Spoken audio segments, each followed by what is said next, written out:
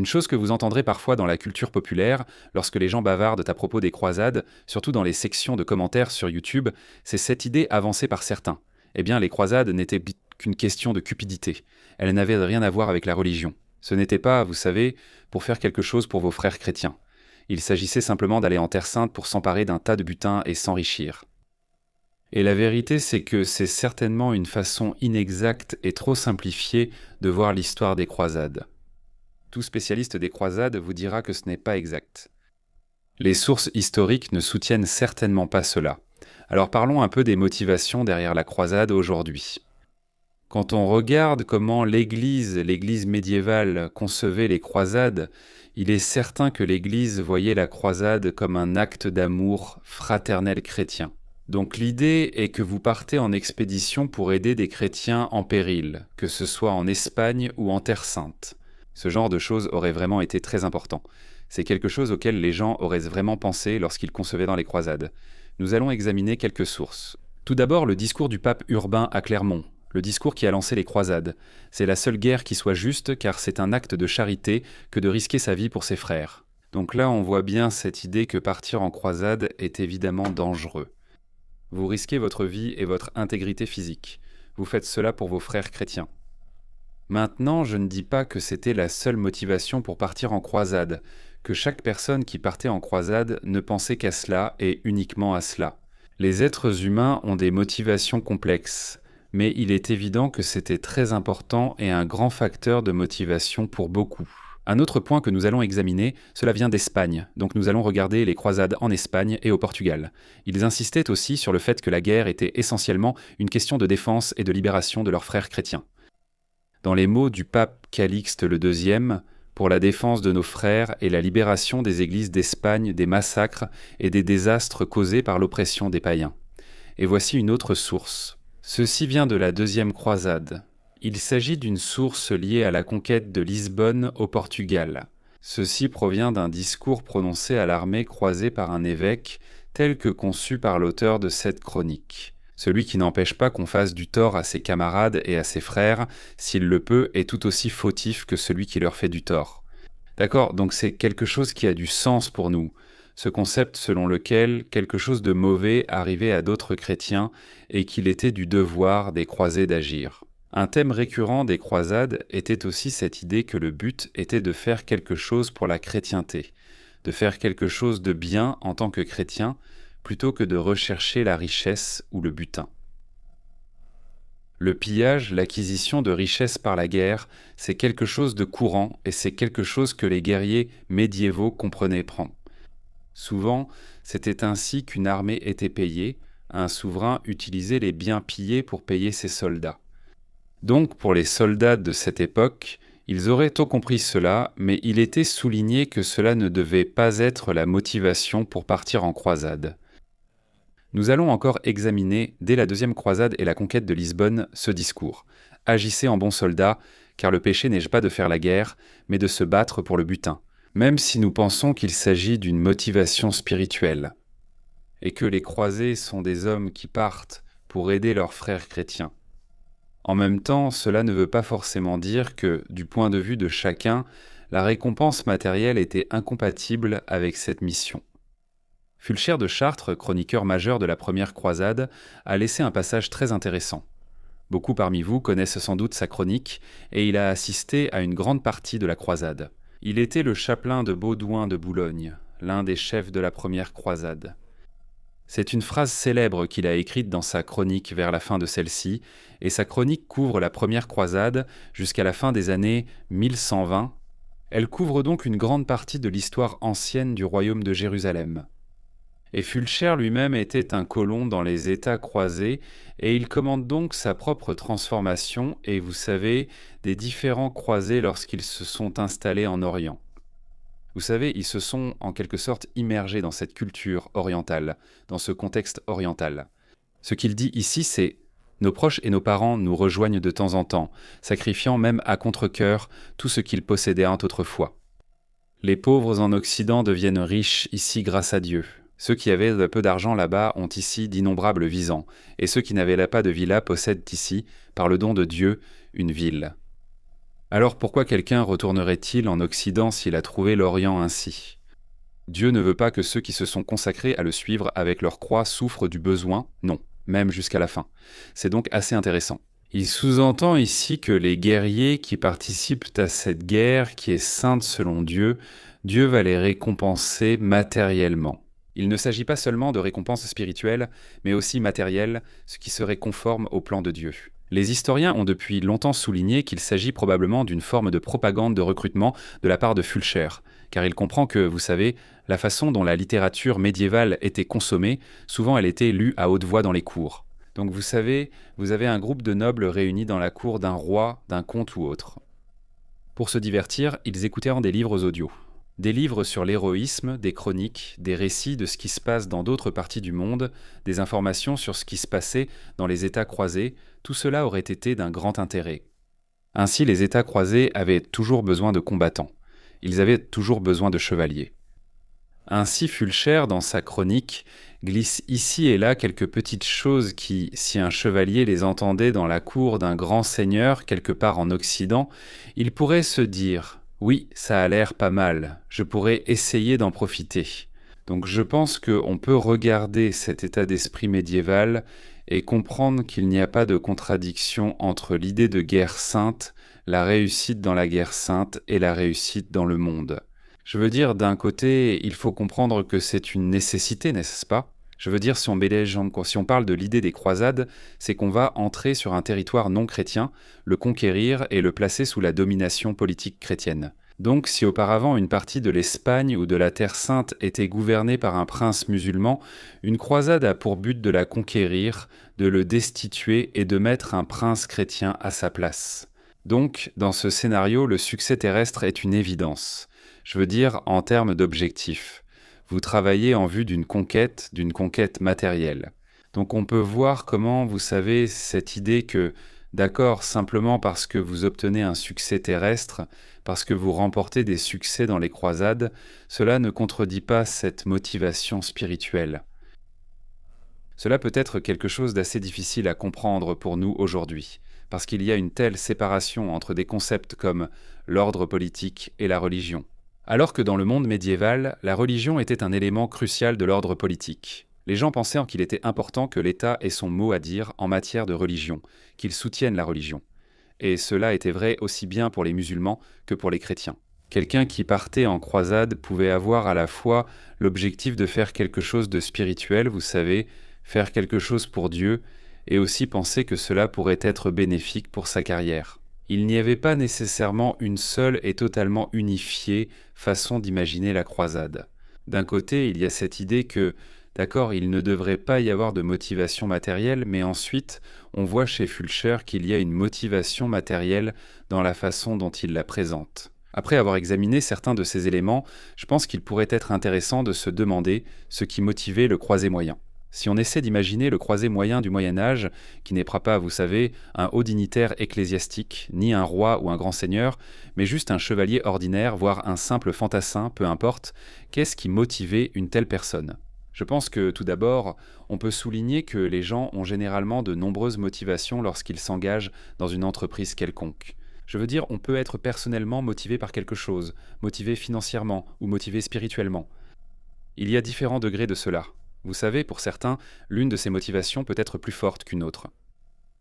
Je pense qu'il y avait certains théâtres de croisade qui pouvaient être plus attirants dans l'un ou l'autre de ces domaines.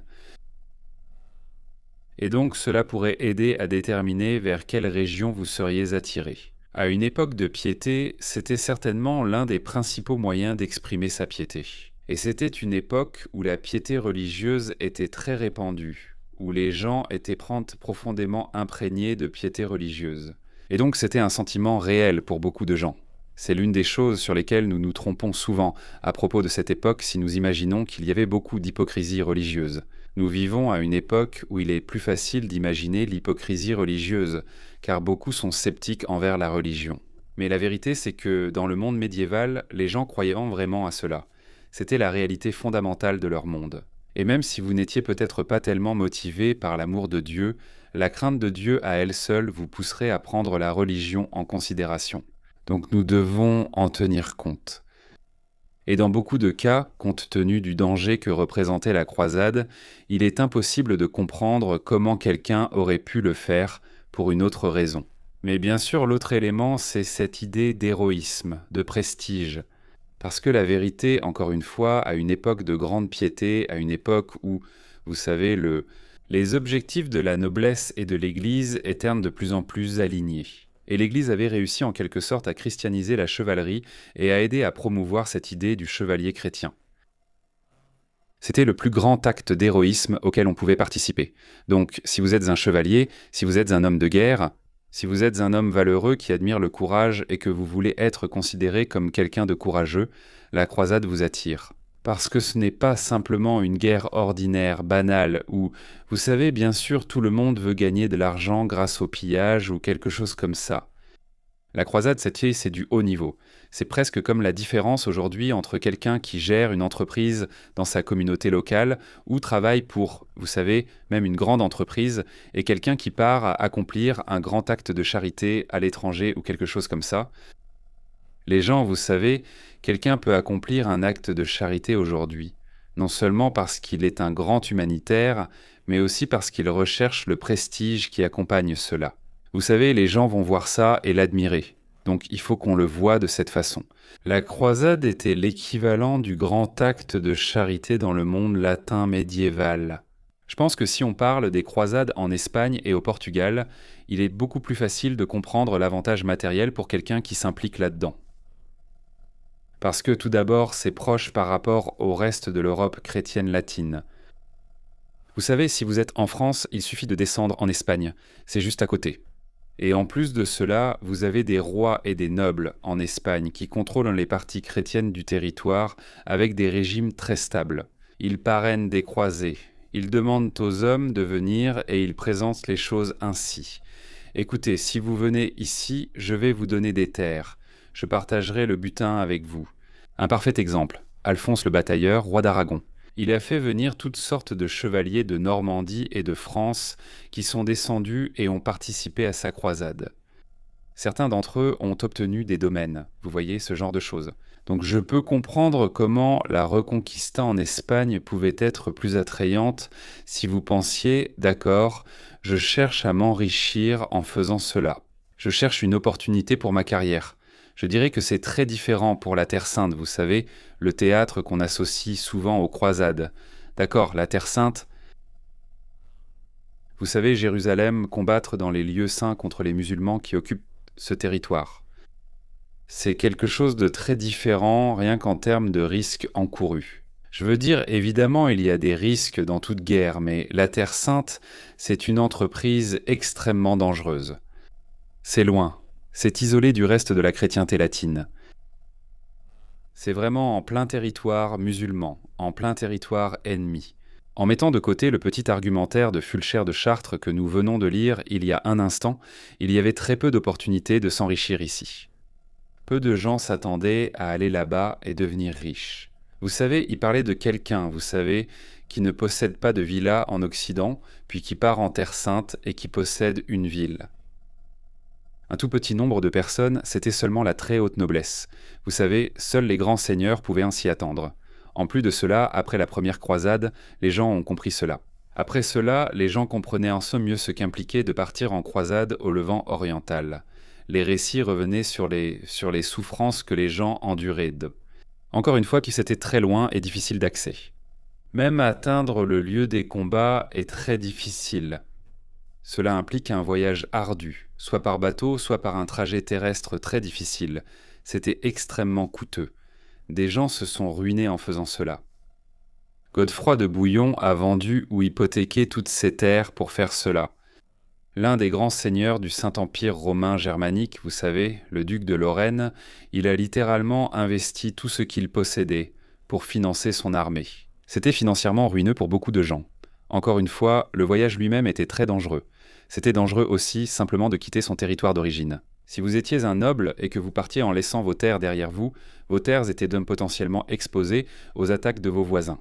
Une grande idée reçue est que tout le monde qui partait en croisade était un cadet. Et vous savez, les fils aînés restés, ils avaient un des terres. Mais Jonathan Riley Smith a montré qu'en réalité, la règle était plutôt que des familles entières ou des clans partaient en croisade ensemble. Donc si le cadet partait, il est probable que l'aîné partait aussi. C'était probablement lui qui finançait toute l'expédition. Vous savez, il fallait bien que quelqu'un paie pour l'expédition, pour les provisions, pour les armes, pour tout ça. Les cadets avaient un besoin de quelqu'un qui puisse payer tout ça pour qu'ils puissent m'en partir. Donc la vraie question ici, c'est qu'est-ce qu'un noble de rang inférieur ou même un paysan avait à gagner en partant en croisade? Je veux dire, tous ces risques, toutes ces dépenses, un danger incroyable, vous savez, un danger physique. Même si vous survivez au voyage, vous savez, vous pouviez facilement mourir au combat avant même d'atteindre Jérusalem en Terre Sainte. Vous savez qu'est-ce que vous allez gagner? Vous allez pouvoir retirer une armure d'un sarrasin mort, peut-être trouver un beau bijou ou quelque chose dans une ville mise à sac, peu importe ce que c'est. Je veux dire, les opportunités de pillage étaient assez limitées en Terre Sainte. Surtout, je veux dire, même si tu arrivais à obtenir un peu de butin, la question c'est, vu tout ce que tu devrais sacrifier, le coût énorme, le risque que tu prends, est-ce que ça en vaut la peine? Et je pense qu'on peut le voir. Dans la plupart des cas, les personnes qui étaient plus intéressées par la richesse ou qui étaient le plus concentrées sur lettrées sur ce genre de choses n'étaient là pas le genre de personnes qui allaient en tête être attirées par cela. Qu'est-ce qui, à l'époque, représentait en quelque sorte la grande aventure idéaliste que les gens entreprenaient? Donc je suppose que ce que je veux dire ici, c'est que partir en croisade était plutôt quelque chose que l'on faisait si l'on était idéaliste, plutôt que si l'on était du genre pragmatique à vouloir gagner de l'argent. Donc pour revenir à cette question de prestige, on parle du fait que, en tant que chevalier, à l'époque des croisades, partir en croisade, c'était le grand acte héroïque que l'on pouvait accomplir. Si vous étiez quelqu'un de très inspiré par ce genre de choses, les croisades étaient attirantes pour vous. Je pense que si l'on regarde quelqu'un comme Richard Cœur de Lion, on peut le voir très clairement. Richard Cœur de Lion n'a rien gagné financièrement en partant en croisade. En fait, c'était même dangereux pour ses finances. C'était dangereux pour son propre royaume à bien des égards. Si l'on se demande pourquoi il a fait cela, je pense que sa piété, son désir d'aider les chrétiens d'Orient, ont certainement joué un rôle. Mais je pense aussi qu'on peut voir que Richard Cœur de Lion voulait incarner, vous savez, la grandeur chevaleresque. Et donc la croisade était une voie attrayante pour cela. Maintenant, dans un tout autre registre, regardons l'un des compagnons de croisade de Richard, Philippe II de France. Je pense que Philippe II est le parfait exemple du croisé réticent. C'est un roi qui n'était pas particulièrement pieux, je pense. Et je ne pense pas non plus qu'il ait été particulièrement touché par, vous savez, le courage chevaleresque ou l'idée d'incarner un idéal courageux et chevaleresque. Je crois qu'il s'est senti obligé de le faire, ce qui explique en partie pourquoi il s'est parti en croisade. C'était l'état d'esprit dominant alors. Et il est rentré chez lui aussi vite qu'il a pu. Je pense que Philippe II était quelqu'un de plus préoccupé par des choses comme la richesse et le pouvoir. Et c'est l'une des raisons pour lesquelles il n'est pas resté longtemps en croisade. Il a abandonné toute l'affaire aussi vite qu'il a pu. Je vais donc conclure là-dessus. En bref, je pense que nous pouvons regarder l'histoire des croisades et voir que les motivations pour partir en croisade étaient hors compliquées. L'idée que tout cela n'était qu'une question de cupidité est ridicule. C'est absurde. Les preuves ne soutiennent pas cette idée. Mais oui, je pense qu'il faut surtout examiner l'élément religieux dans tout cela. La piété était quelque chose de très important à l'époque de la foi, vous savez. C'est à ce moment-là que les croisades ont eu lieu. Mais il y avait aussi la question du prestige, le prestige chevaleresque. Voilà, c'est tout pour aujourd'hui, les gars. J'espère que vous avez apprécié la vidéo. Je voudrais terminer aujourd'hui en lisant une petite note que j'ai reçue de l'un de mes soutiens sur Patreon. Celle-ci vient d'Adam Nordsgaard. Et il écrit « Je viens de lire Pourquoi les païens s'emportent-ils ? Je n'ai pas pu le lâcher. J'attends toujours avec impatience la suite de ton travail. Le roman était rythmé et agréable à lire. Alors Adam, je voulais simplement te remercier d'avoir lu mon livre. Je suis content qu'il t'ait plu. Ce message a beaucoup compté pour moi. Merci d'avoir pris le temps de l'envoyer. Encore une fois, j'espère que vous avez apprécié cette vidéo. On se reparle bientôt.